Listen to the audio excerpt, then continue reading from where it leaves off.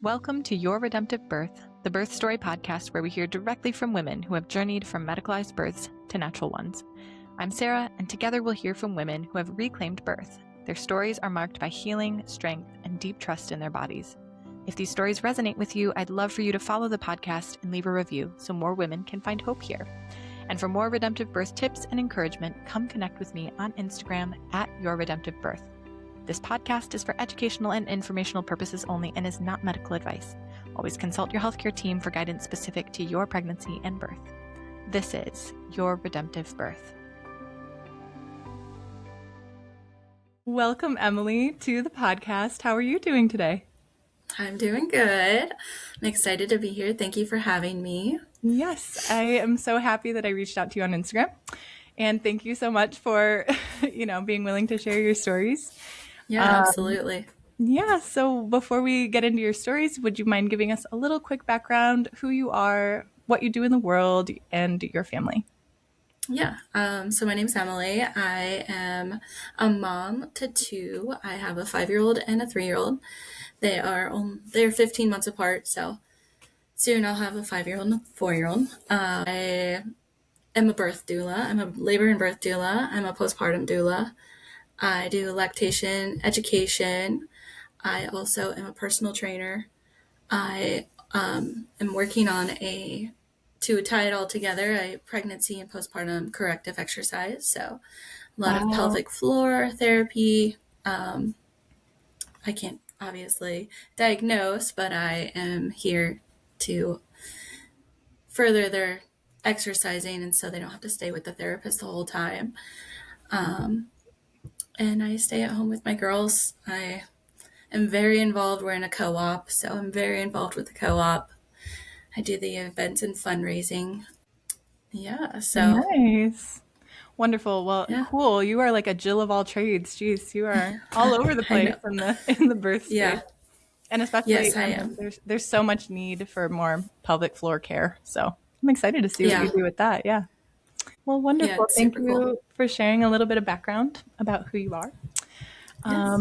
But why don't you take us back to getting pregnant for the first time and what you believed about birth then and how you made your birth plans and how you approached all of that. Wherever you want to start, take us back. Okay, so I got pregnant in 2020, so everyone, the world is ending, and I got pregnant in 2020 of April, so it was right when all the chaos was happening. I had just gotten married, and I was laid off work I bartend as well, so I was laid off for quite a few months, and what I had learned through friends is okay, let's get the registry ready. What do I need for the baby? I had a friend who was like, don't read all the books. It's going to be way too overwhelming. So I took that as advice, and it was not good advice. Not good advice at all. So yeah, I just really prepared and believed that the medical system, that the hospital and the doctors would, bring up questions that would be nice to know, or, because when you first time mom, you really don't know. You don't know what questions to ask. You don't know where to start.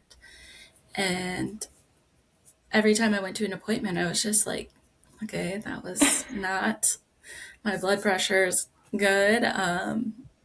Belly's measuring all right. And then they would be like, all right, see you next time.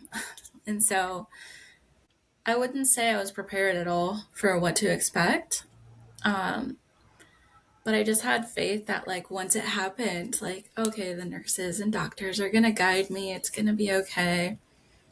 The only thing I really knew is wait as long as you can before you go to the hospital. So come January, I actually went in to be induced on my due date, because they're like, oh, you're 40 weeks, you'll be fine. And I was like, okay, I'll go in. And then... So wait, they didn't even give any medical reason, just it was a preventative kind of it was just reducing. You're 40 weeks, you can be induced. So yeah, I call those inducing inductions. Yeah, it was just it did make sense, but I didn't know any better. So I was like, okay, we'll do it, whatever. We're, at that point in pregnancy, you are like, yeah, spring, I want my baby now. Like, Right. you're over it. I know so many, I just want to chime in and say so many women, especially with their first babies, have that feeling of like, oh, I'm so sick of being pregnant. Let me just get induced and have my baby. And they don't realize when they're signing up for that induction and agreeing to it that all of this risk What it's that going to comes, come. yeah, that comes along with it. Yeah. That's like one of my favorite things to talk about, like as a doula.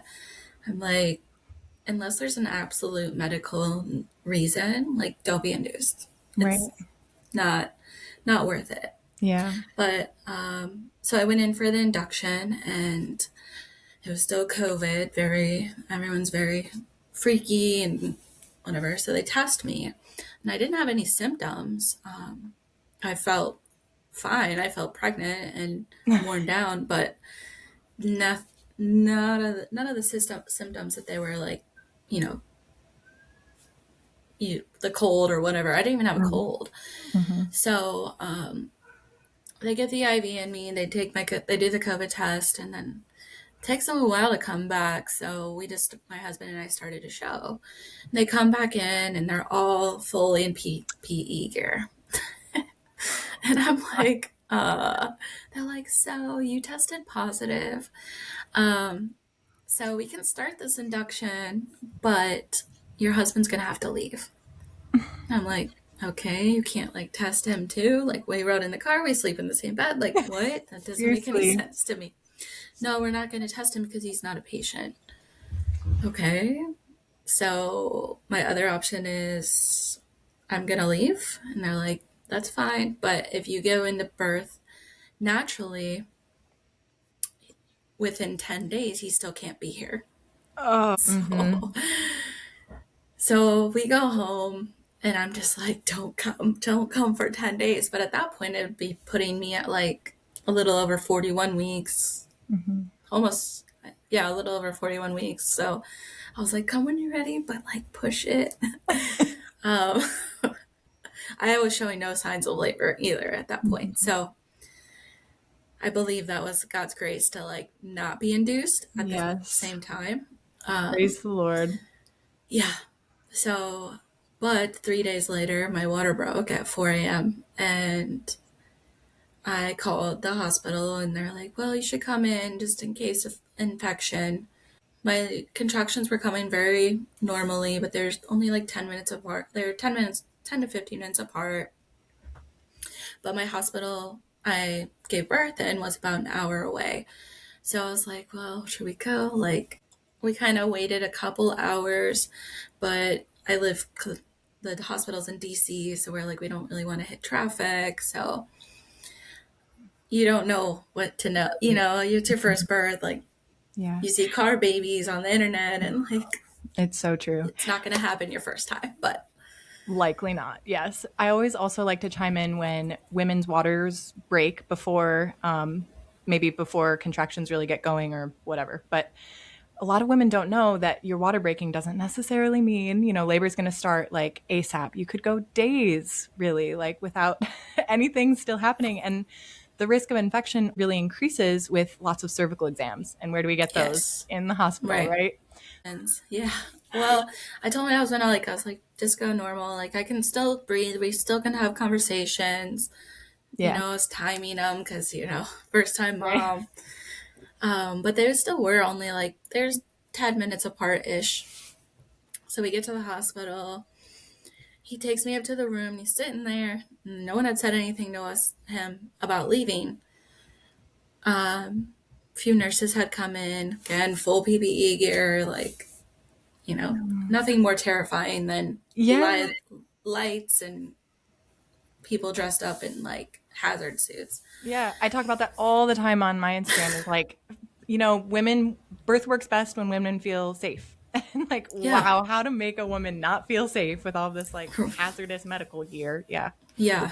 And then finally, the charge nurse came in, and she was like, if he doesn't leave, we're going to have to call security. We told you, a couple days ago if you came in. And I was like, you can't retest me. Like, I don't have any symptoms. Like, I know that there's false positives. Well, they're very rare. And I'm like, okay, whatever. So he leaves like very slowly. And he goes sits in the parking lot because he's like, well, what do I do? Do I go home? Like, I don't want you laboring by yourself, but like, so he leaves and we're on FaceTime and it's okay. I'm progressing just fine. You know, I was able to, I called, my grandpa called, I talked to him a little bit. And then things did start picking up a little bit. And so they checked me. Of course, they're like, you know, your water's broken. That she was showing signs of meconium. So they were like, another thing they were freaking out about. Just a tint. It wasn't like full on.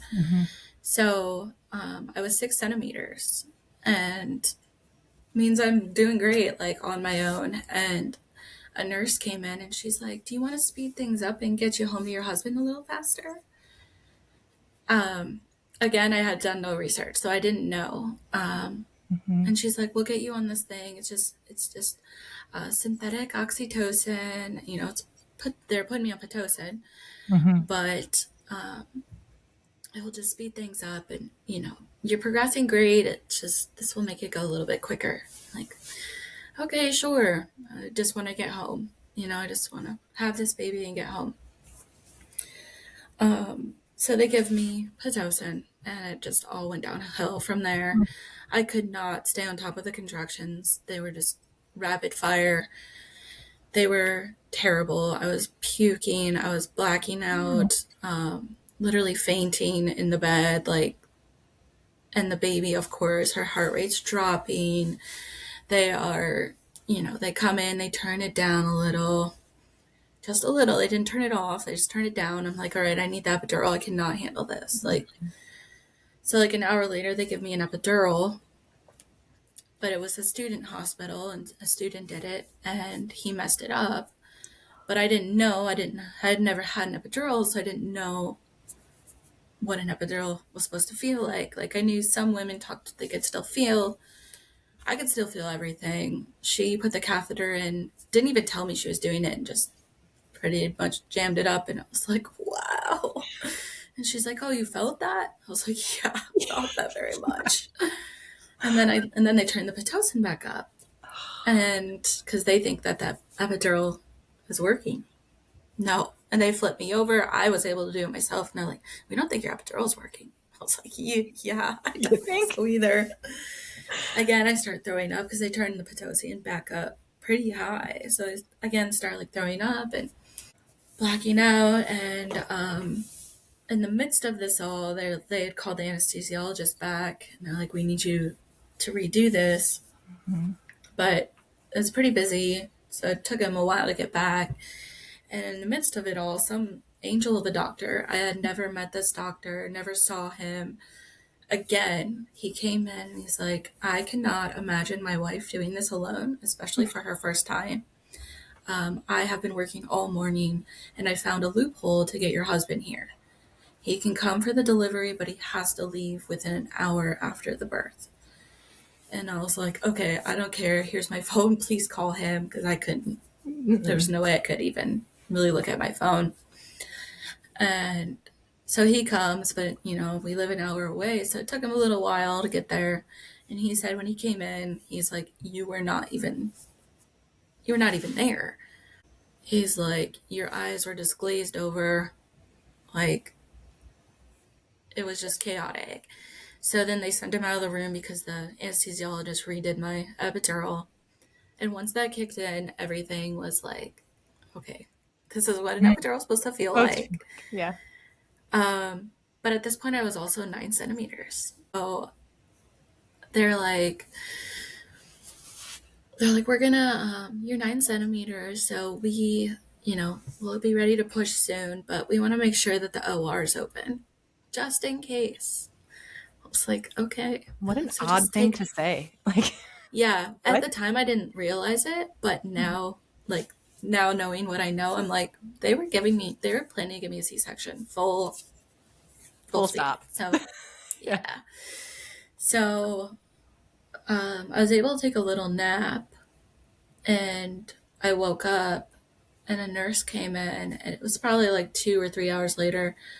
And obviously, if I was 9 centimeters, like the baby was ready. Mm-hmm. And she's like, "Oh my god, the head's right there." And so they call in the team, flip on all the lights again, and they're telling me to win. They're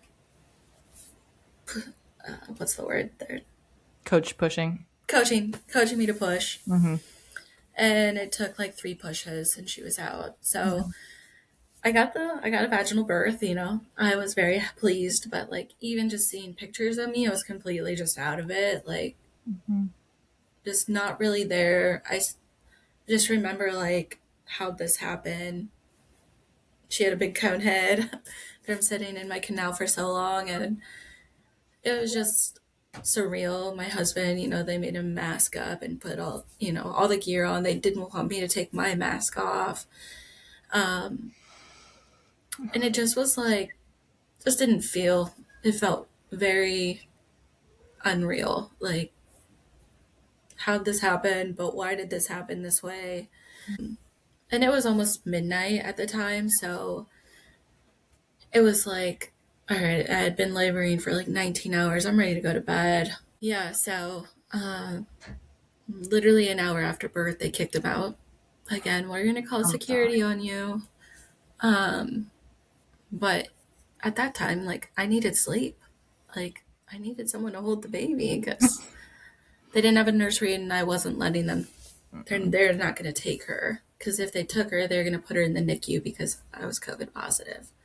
Yeah. So she was 7 pounds, 4 ounces. So she was good size, just average. Um, she was small compared to my second, but she was healthy and perfect, and there was a little meconium in the water, so they were anxious about that, and they're like, "Do you want to start antibiotics on her?" And I was like, "No, she's fine. Like if she's breathing okay, like we'll watch her." So they did keep trying to push that, Mm-hmm. just in case of an infection. I was like, "She's fine." There So is so much fear around meconium, but yeah, she transitioned well right out of the womb. Like started breathing and crying just oh fine. yeah, Like yeah. she cried once, and then she was just like looking around. It was Mhm. like my husband's like, she can lift her head, like because he has an older son, so he had been through the process, and he's like, how is she holding her head up? Um, and then yeah, so they kicked her out and left me to the wild, and they're like, didn't ever.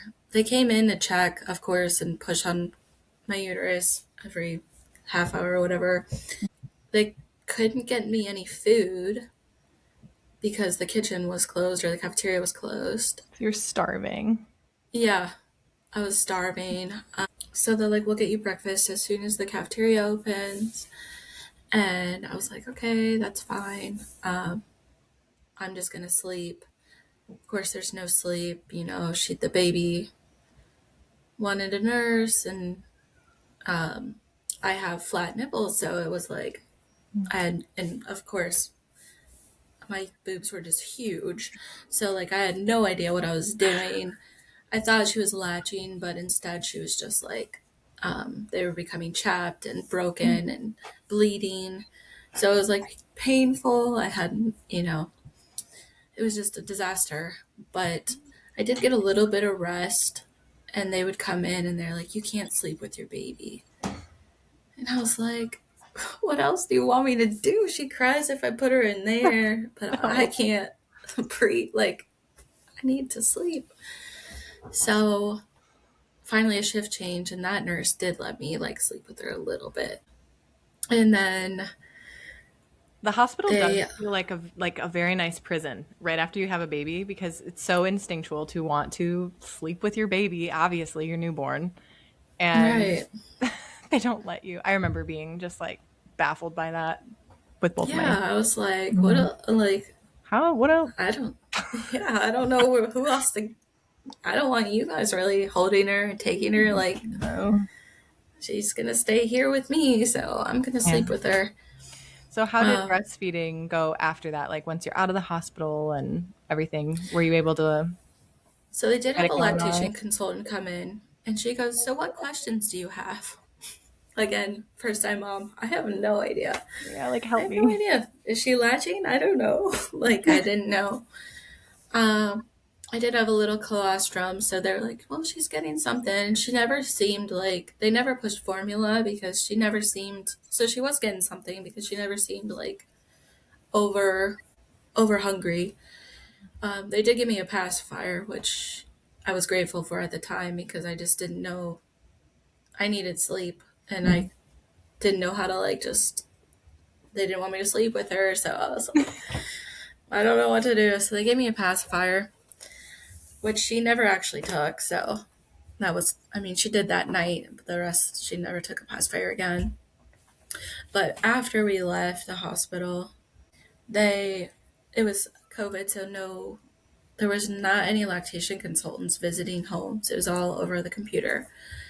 And I had like triple D boobs when the baby was born. They were just so big. I have pictures and like her head was smaller. And so they'd be like, all right, can you lift everything up? And I'm like, this is pointless because this is not how I'm gonna feed my baby. So she was hungry and I was just so chapped and bleeding and my nipples were cracked and so I pumped a little bit. The lactation consultant's like, well, just pump, it's gonna be okay. Well, that kind of turned into a full-time pumper, but I was just grateful. I was getting like my first pump, I think I got 3 ounces. Like, so my milk was coming in, um, and she was getting fed. And then after some time, I would try and latch her every so often, and I would get her to latch.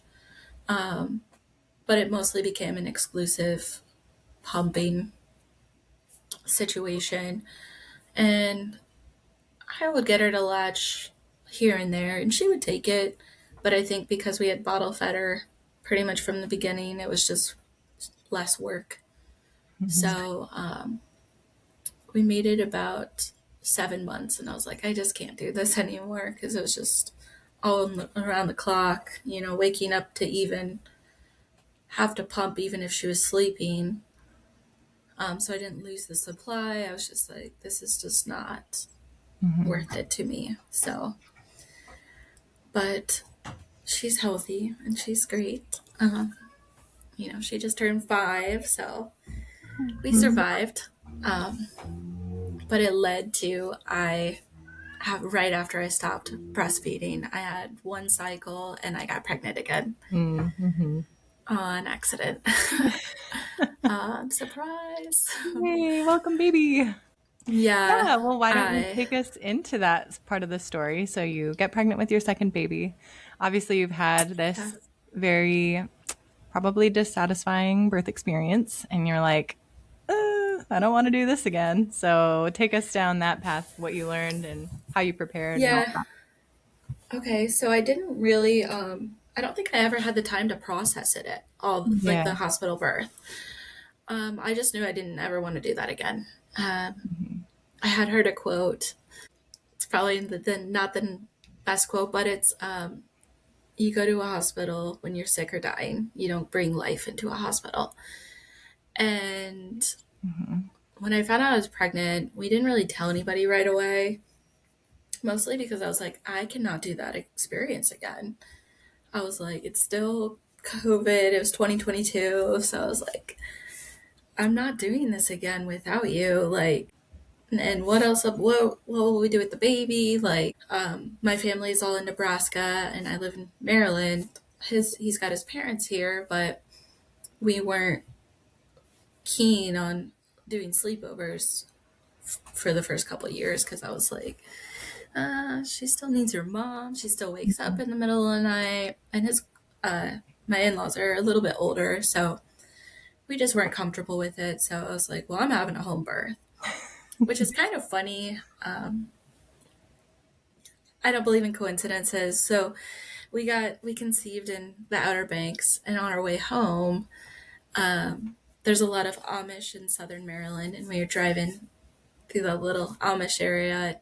I saw a sign that said midwife, and it had her phone number, and I was like, hold on, stop, get that phone number just in case we need it someday.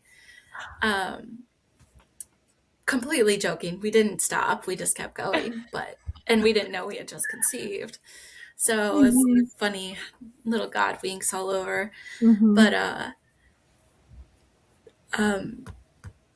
so anyhow, I was just like, if we're gonna do this, I'm only giving birth at home. And all my friends were like, you're crazy, like that's nuts, why would you do that? Even one of my friends who was a nurse, well, she was in school to be a labor and delivery nurse, so she's like, no, that's probably not safe, don't do that. And I was like, whatever, I'm doing it.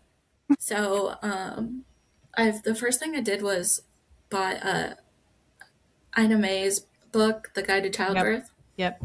Before I even looked for a doula or midwife or anybody, I read that book, and I didn't stop. I pretty much just read it. I was a stay-at-home mom, so I just read that book in a couple days, and I was like, I'm doing this. I'm having this baby at home. So I went on a few mom pages for the local area and found a doula, and she was just an angel. She's an angel. And I talked to her for a little bit, and then we met, and I was like, yes, I'm hiring you. I want you to be my doula. And she gave me some recommendations for the midwife that she had been working a lot with, which happened to be the midwife with the sign. No way. Yeah, which I didn't figure out for a few months after meeting, her name is Karen, after meeting Karen. And she told me where she lived, and I was like, no way. I saw this midwife sign. Was that you? And she's like, yep, that's me. Because she works a lot with the Amish. So they don't have cell phones. So that's how she gets her number up. And I was like, oh my, like, God winks all over. He already showed me who I was going to work with from the beginning.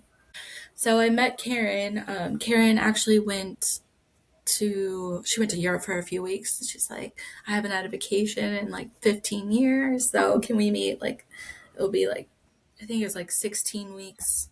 And I was like, that's fine. I believe and trust in my body this time. I know it did it 8 months ago. It's gonna do it again.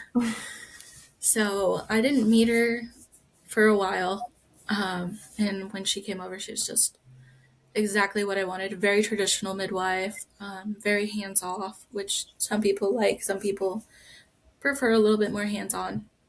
She, sat down and talked with me. She got to know me. It was not, let's take your blood pressure and move on. I think we took my blood pressure last right before she left. Like, as oh, oops, I got to check this off your charts. She's like, do you want an ultrasound? Do you want all these tests? She'd write referrals. I did get an ultrasound for 20 weeks, but we didn't find out the sex. I didn't want to know this time. To me, it's God's last greatest surprise. Right. That's what I say too. Yeah. I mean, it really is. There's nothing else that's too surprising in this world anymore. So that was the only like real medical test I did. I think we did gestational diabetes, but we did it with the jelly beans instead. Oh, nice. Yeah. And then for preeclampsia, like protein in my urine. Yeah.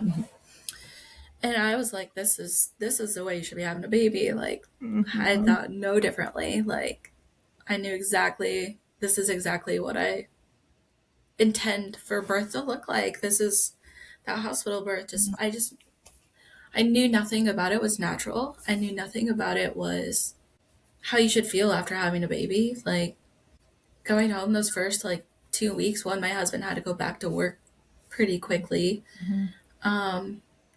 And so I was like left alone, and I was just like looking back at pictures. I just look kind of dead inside a little bit, and makes me a little bit sad just because I had no help. And not only no help, I was like breastfeeding. It was not working out, It's very isolating. And then you kind of go through a situation.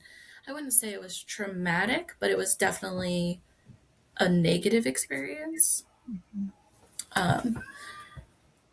As I know, I've seen and watched traumatic births, so I wouldn't label it as that. It was just not what I wanted. And I think a lot of women leave the hospital intuitively knowing in their soul that that's not how birth should feel. But I also think that they don't think there's any other options a lot of times. Home Yeah. birth is too scary. In Maryland, we don't have a birthing center anymore, so it's not an option. We used to, but they lost so much money during COVID, they shut it down Bummer. because a lot of insurance didn't cover it, and so a lot of women don't realize that they have other options. That midwives are trained just as efficiently as OBs, although I think a lot of time OBs have become surgeons. So she was just like kind of just an angel sent to me, like, this is what Yes. I want. And that's Um, just it, right? Like, I mean, midwives know physiological birth. That's what they yeah, know. That's what they're witnessing all the time. So if women want that, have a midwife, right? Like, why would you go to a right. surgeon if you want to have a physiological birth? And I think you also brought up such a great point when you said women leave the hospital and they're going like, oh, like that didn't feel great. Like, really? Is that it? And I Yeah, think women just like have a choice right there. They can like agree with the world and say, "Oh, okay, I guess this is what birth is. Like this is what I have to do every time now." Or they can say, "No, like that wasn't for me. Like there's got to be another way." And they can look and find it, right? But yeah, yeah, I think so often women just sign it away. They're like, "Oh, okay, this is what birth is, I guess. Fine." And they don't realize you're absolutely right that there are other options and that the fear of the midwife, it's like they're trained, like they are trained in the emergencies. They know when transfer makes sense. They know when it's just birth, and I yeah, think that comes the more that people learn about birth, the less they fear birth, and then they're able to kind of make the choices that are right for them. But yeah. yeah. But if you don't know you have options, you don't have any. Right. And I think that is when you get pregnant and you're like, oh, I want to have a natural birth, and you go into a hospital, well, you're immediately eliminating that option. It's not going to be natural. It's going to be It's going to different. be a Yeah. vaginal birth, but not natural, Yeah. And unless you come in as you're pushing, basically. yeah. And even if you do have like a zero interventions birth, like as in you don't get Pitocin, no epidural or whatever, it's still not, there's still interventions because there's likely still a cervical exam. They're going to pressure you for an IV. They're going to be flipping lights on and off. They're going to be coming in and out of the room. Like all of those little interruptions interrupt the process of birth. And Yeah. at home, you just don't have that. You have people who understand birth, understand that they should be approaching you quietly and gently, and they're Yeah. not. Giving you your Yeah, space, reading the room. read the room, guys. Read the room. Yeah. So I'll get to the birth. Oh yeah. So she was born in May. So that day, I woke up. I knew something was happening. So both my girls were. My first was 40 and 3, and my second was 40 and 2. Wow. So they both oddly came on a Monday. I always wonder. I always Aw. ask women. I was like, What day did you birth on? Like, and see if it's repetitive. I've kind of noticed that in moms groups that for some women it's very repetitive. Like, Yeah. you know, um, there was a full moon like a week before I gave birth. I was like, oh, she's gonna come on the full moon. Like, nope, she was not.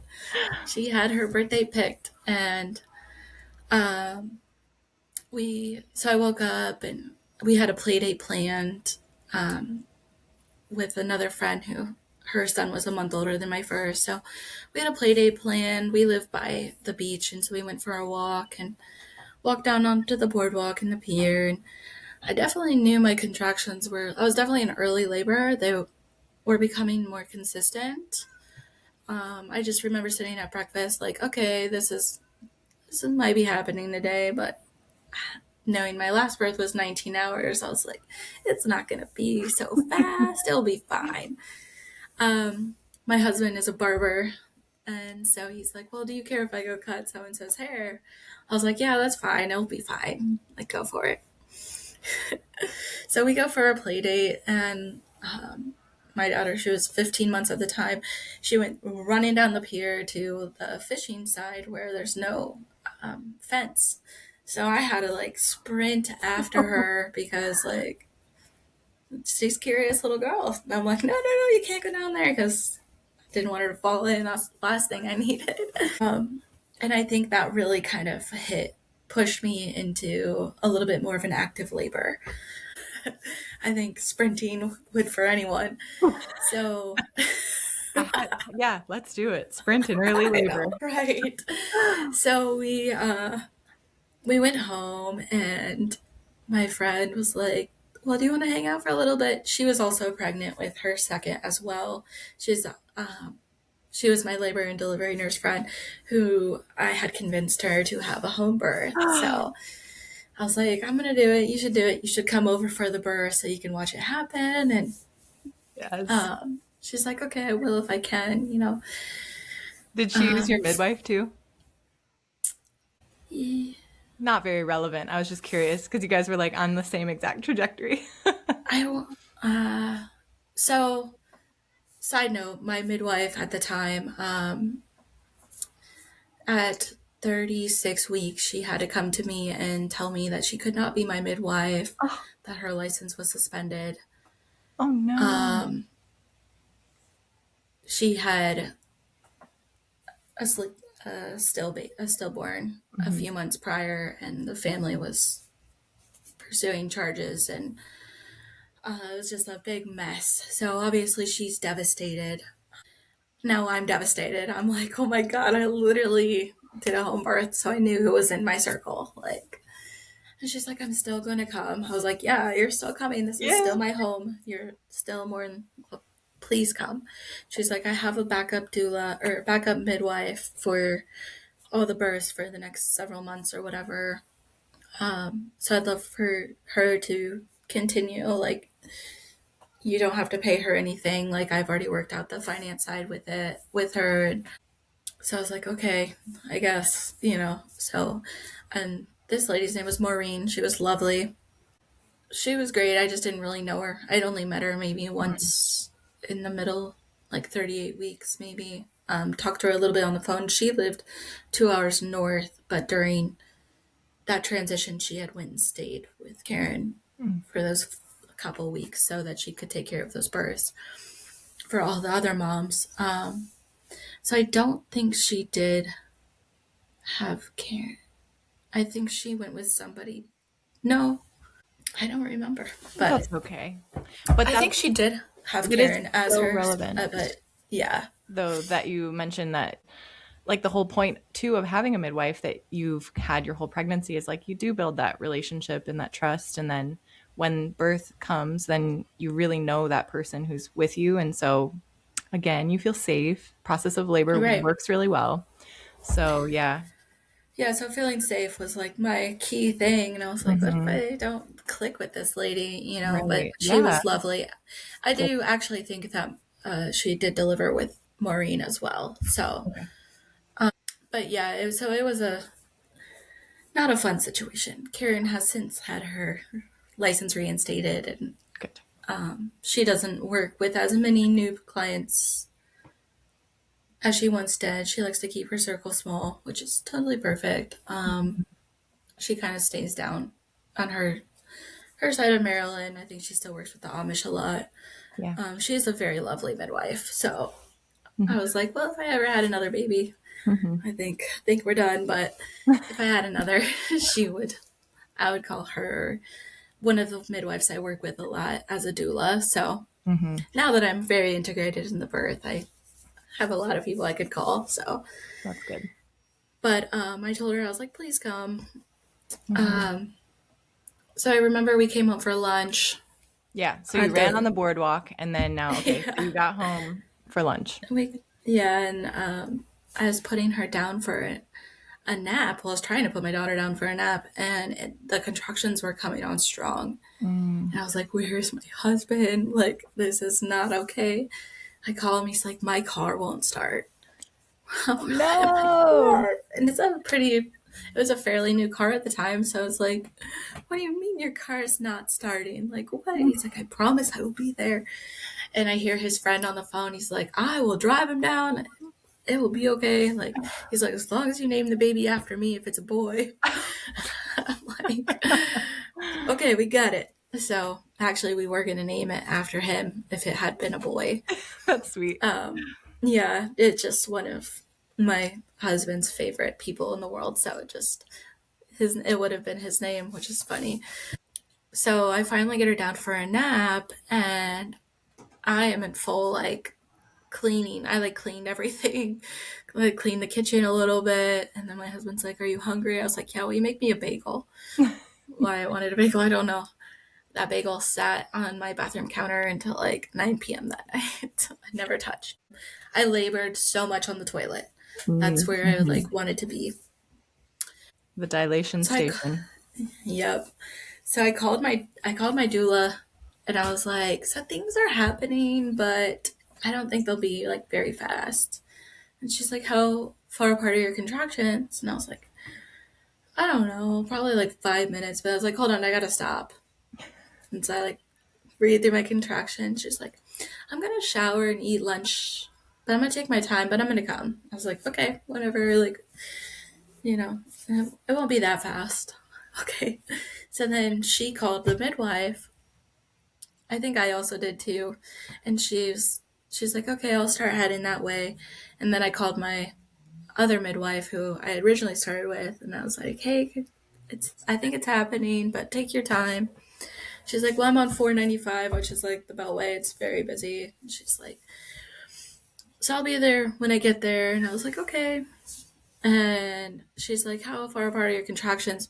Mind you, I had probably had like 4 where I had to stop and like talk to her. So she knew, especially knowing, she's a midwife. She knew, but she wanted me to tell her. And I was like, I don't know, maybe 5 minutes apart, 6 minutes, something. She's like, I'm on my way. I was like, okay.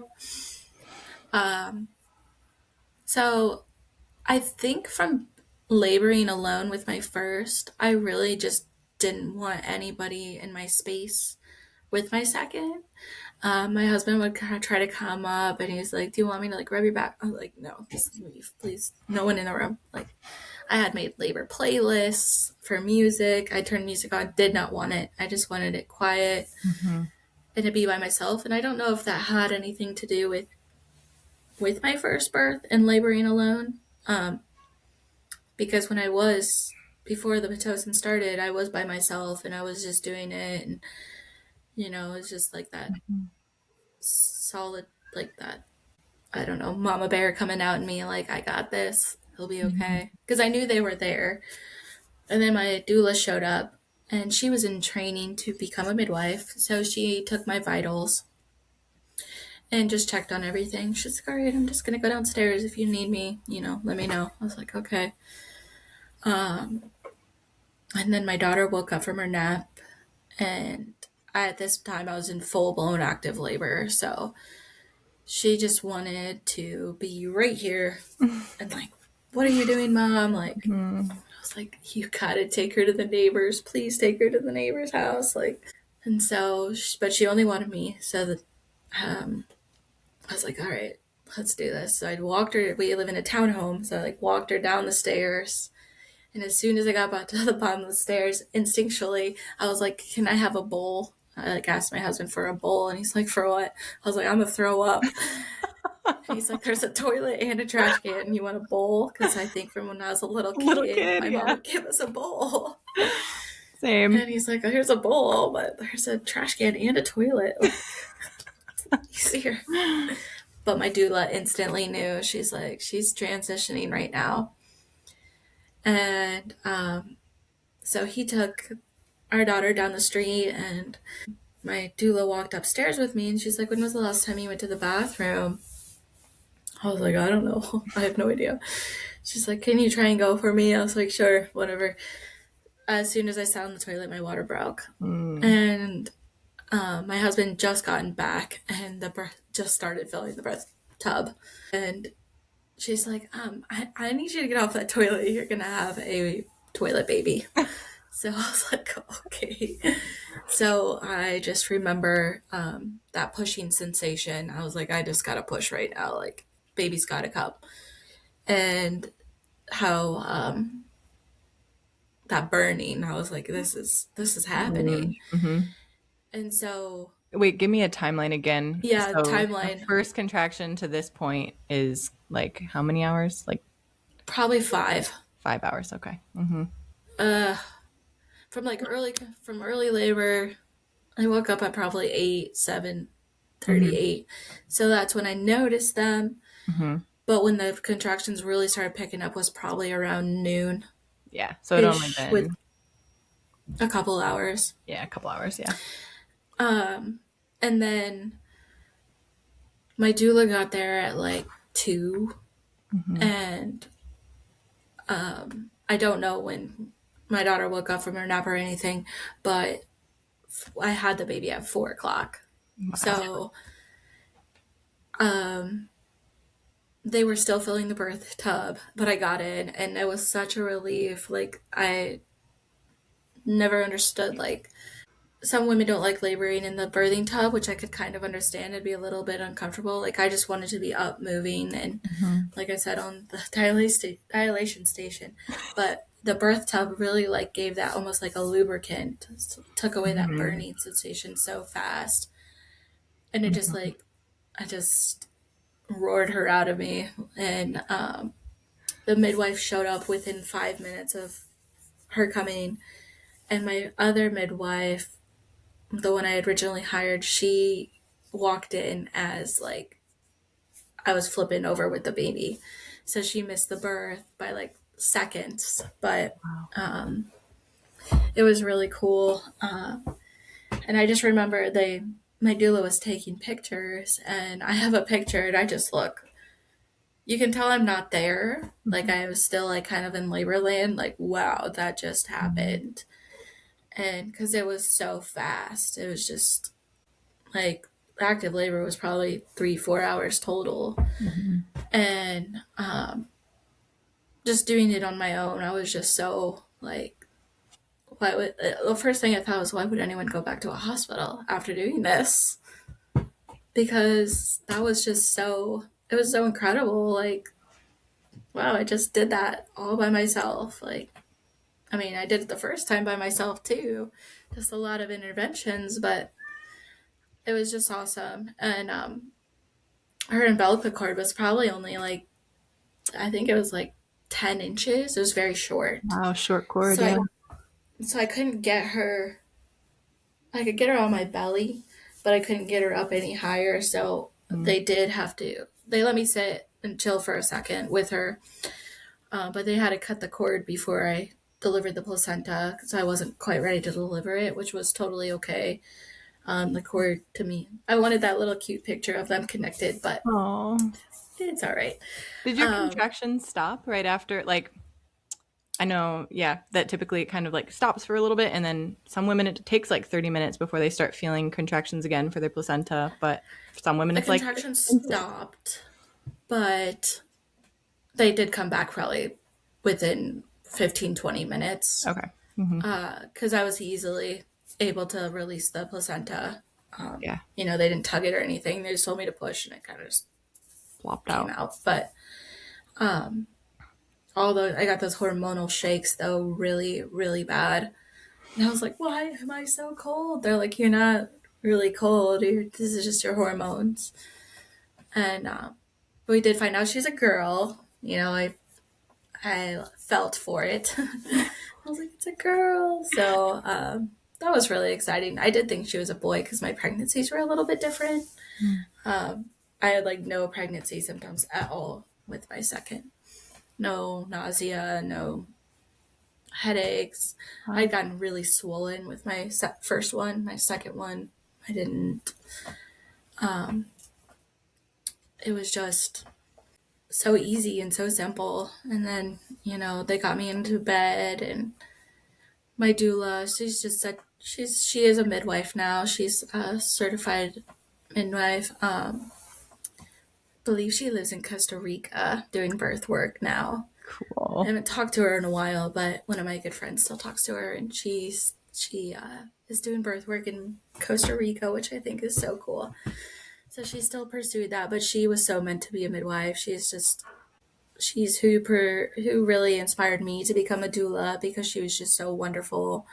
You know, she was there through the whole pregnancy, whole process, and she had birthed. I think she birthed 3 of hers at home, maybe 2. She has 4. Mm-hmm. And hers were big babies. She had like 12-pound baby, her last one. And I was like, wow, she can do it. I can do it. Yep. My second was 9 pounds. So Nice. I big love girl. big girl.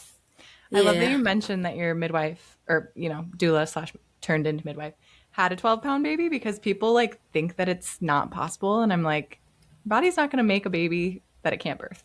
Like unless you have raging, uncontrolled gestational diabetes, like your body's going to produce a baby that it knows how to birth. Yeah. And I think all of her babies were over 10 pounds, or Yeah. 9 or 10 pounds. Like she never had a little Her baby. normal. Yeah. Yeah. And so um, she really inspired me, and she really inspired a lot of women. She was very well known in the birth world in Southern Maryland, and all the way up, all through Maryland, really. Um, and I think that a lot of people don't, I see that all the time and on social media, like, oh, they said my baby's gonna be 10 pounds. I'm so scared. Or even just like their baby's gonna be 9 pounds. I'm like, your baby's 9. First of all, those ultrasounds do nothing. They're always 1 or 2 pounds off. So off. Yeah. Secondly, like your body's not gonna push like it's not gonna grow something it can't push out. Mm-hmm. People give birth in like coma state. Like your body is naturally going to do this. It's a natural phenomenon. Like Mm-hmm. it is not a medical emergency. It is not a medical procedure. They've just made it into one, and there's so much fear. That's like one thing I love being a doula is like this is such a it's all psychological. It's all mental. It's all mental. And Mm-hmm. if you don't prepare your mind, you're not going to do it without help, because you think it's all physical, but it's not. And it's not painful. It's intense. It's very intense. It's a little uncomfortable. I'd say very uncomfortable, especially if you do have a bigger baby, but your body's going to push it out regardless if you want it to or not. Mm-hmm. And that's like always your first sign of knowing that this baby or this lady's in transition. She'll say, I cannot do this anymore. And it's like, yeah, that baby's right there. Mm-hmm. So Yeah.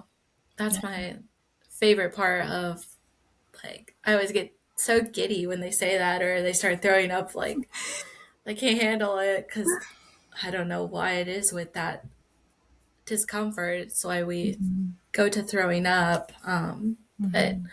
I'm like, oh, it's coming. Like, and I get giddy, and they're like, why are you so like, I'm like, your baby's coming. Yes. I know. It's like a woman has to reach the end of herself in order to birth a new life. Yeah. And And it's while you're birthing wild. into a new woman yourself. Yes, you are. You are born into a new woman. Absolutely. With each birth.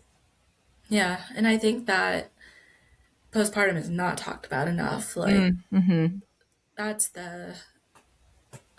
but like when I go into a new family's home, I'm like, all right, here's your birth plan. Cool. Love it. Like, great. Do you have questions? All right, now let's talk about your plan for postpartum. Do Yes. you have a meal train? Do you have somebody who will clean your house? Because you'll be sitting here being like, I should do this, I should do this, I should do this, but my baby. Mm-hmm. And And your you don't body have to that do has it to all. heal. Yeah. You don't have to do it all. And even though, like, society makes us want to believe that we need the perfect clean house and all of this, like, the most important thing is your body needs to heal, and that baby needs milk and mom. Mm-hmm. Yep. I always say, like, women, when they ask what to put on their registry, I'm like, diapers and a lactation consultant, a maid, A doula. None of the materialistic things matter. You're not going to use the crib for a few months. Mm-mm. You might use a sleep sack. You could put that on Yeah. there. I know, like, okay, maybe a couple onesies, maybe a couple sleepers. Yeah. That's about it. Sleepers, diapers, Yeah. and boobs, and you'll be fine. Get yourself a haka. Yeah. And Yeah. I'm like, a postpartum kit. Yeah. Because it's like, you don't think about that, but they have got like Freedom Mom now, and it's like $100 for the kit. And I'm like, Mm. just go get yourself some diapers. Just go get yourself some. Yeah. I know. I got like nice organic cotton Depends, essentially. Like, and I Yeah. wore those for a Yeah. couple weeks. That was good. Treat At yourself. least they're cute now. I know. They're not like a big old white diaper from the hospital. Yeah. No kidding. They're way, like, just better all around. They're just more comfortable. All right. Yeah. Well, can I ask you one more question before we close out? Yes, of course. Okay. If you're a mom and you haven't yet had this beautiful redemptive birth experience yet, but you want it. Okay. So you had a birth that you were not super thrilled with. For one reason or another, it didn't go how you planned, and you want something different the next time, but you're doubting your ability to do it. What would you tell that woman? Hire a doula.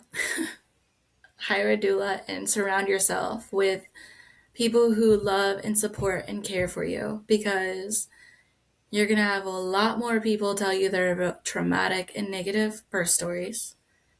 So don't tell people if you want a redemptive birth, especially if you want a home birth. Don't tell people. Just tell those who care and support you. I always tell women, your fears and concerns are yours, but they're not mine. So thank you for voicing your concerns, but I don't have that fear.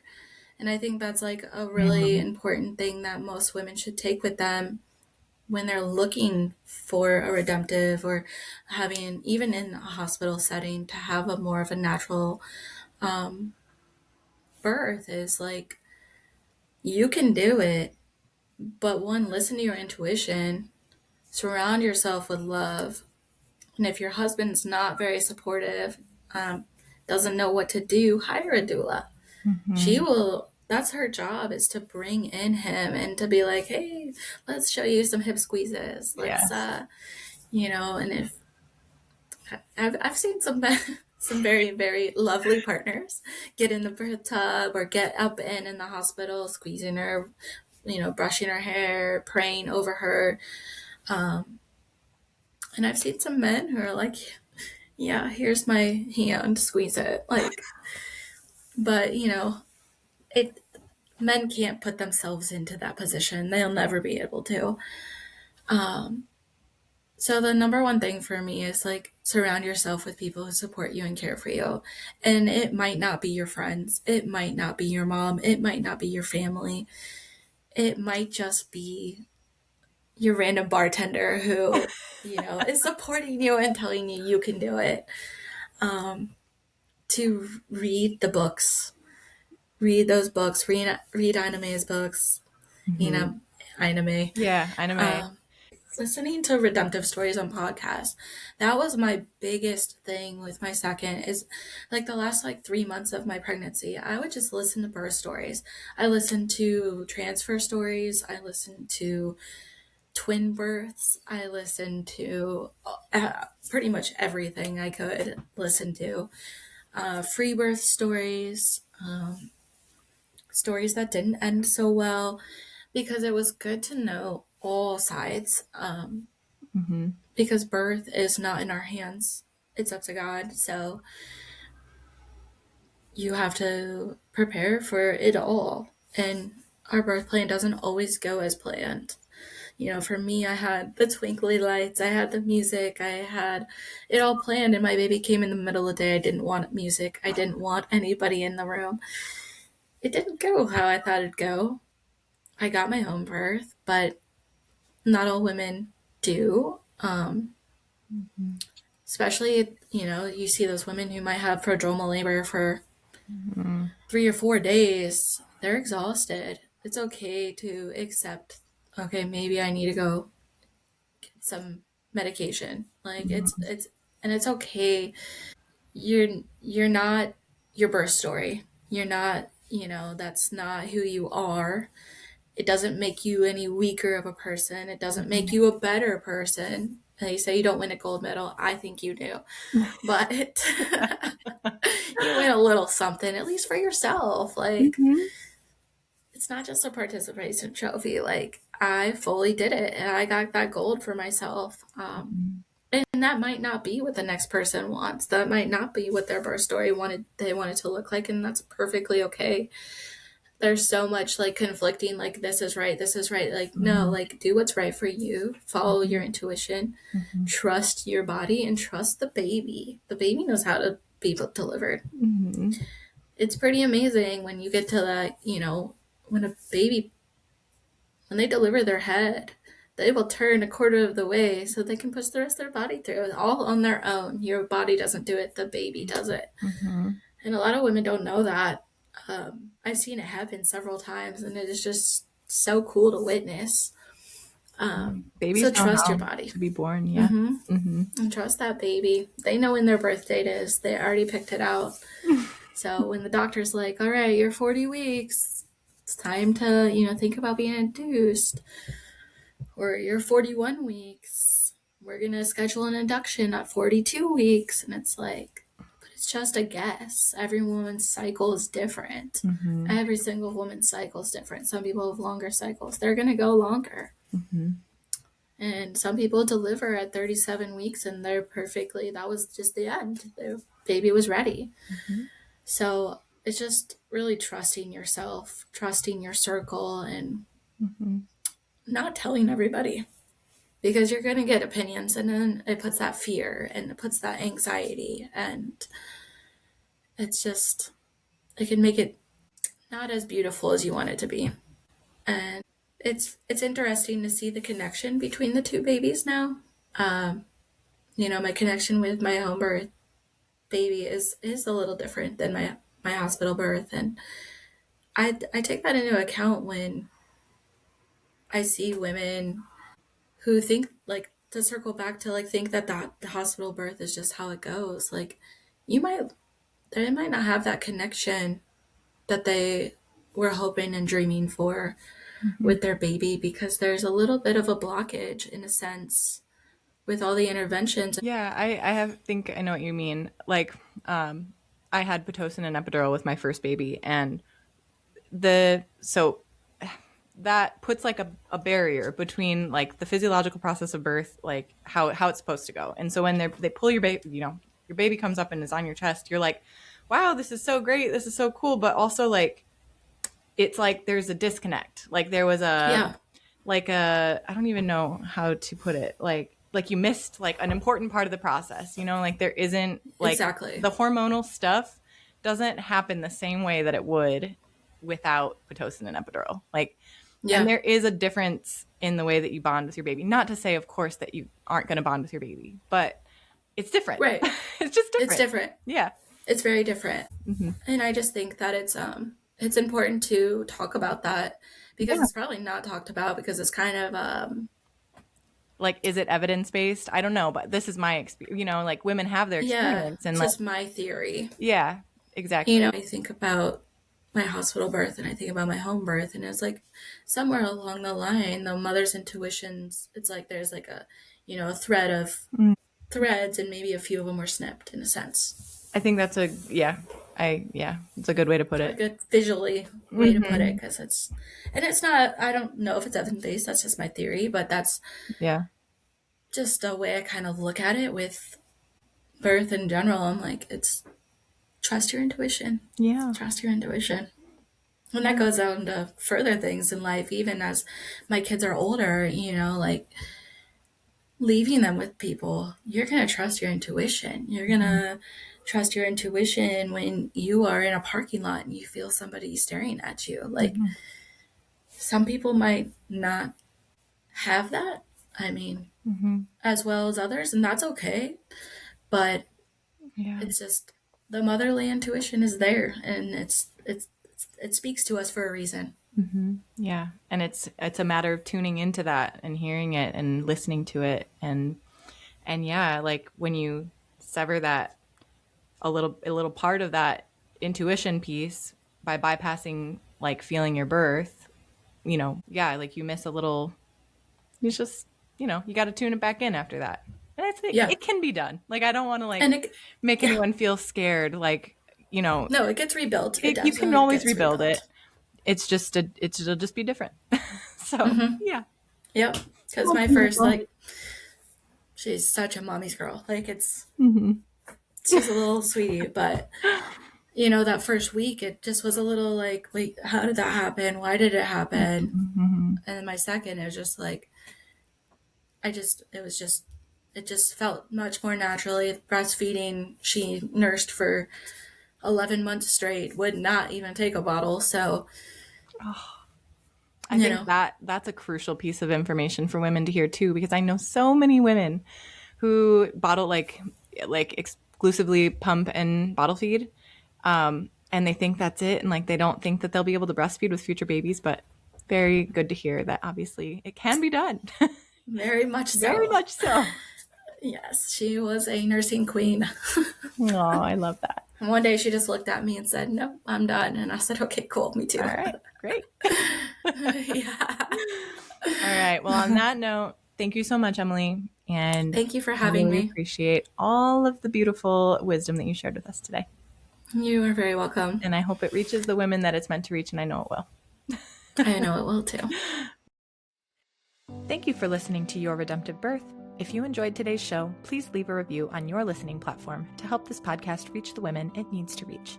If you have a redemptive birth story you would like to share, please email me at sarah@yourredemptivebirth.com. I would love to hear from you. Let's spread the redemptive birth word together.